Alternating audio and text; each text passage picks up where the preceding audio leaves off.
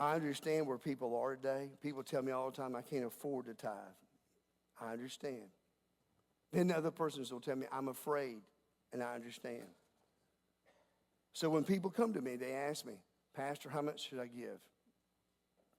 And I said, what's the book say? That's what I say all the time. What's the Bible say? No matter what it is, what's the book say?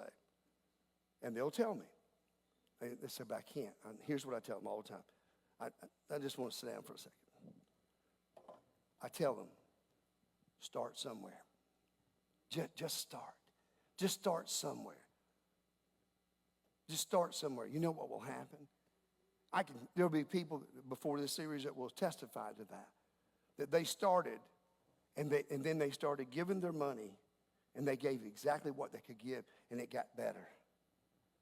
I like the word gooder. It got gooder. And then they come and they get to the 10%, and you can see a difference. And then they'll come to me for the second question. They'll say, do I give 10% to my net or 10% to the gross? And do you know what my answer is? Yeah. Yeah. You want 10% of the net blessings or you want 10% of the grosses? I want the big one. I want all the blessings that God will give me. And you say, it doesn't matter how long it takes. You just try. Start today. Tithing is a matter of the heart. Let me read this to you. It's from Mark 12, verses 41 through 44. Now, I got it on the screen for you. It says these words. This is the word of the Lord. This is the breath of God, and there are no errors in it. Here's what it says. And Jesus was sitting in the temple near the offering box, watching the people give their gifts.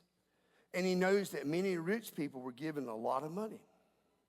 Finally, a poor widow came up and put 2 coins that were worth about a few pennies.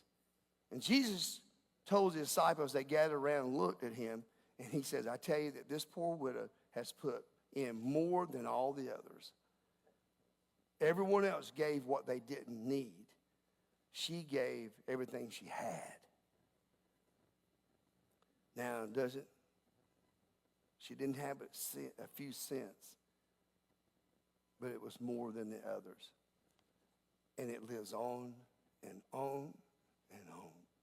See, practicing and all of this giving and worship and tithing, all of this is pulled together. Tithing is one way to worship God.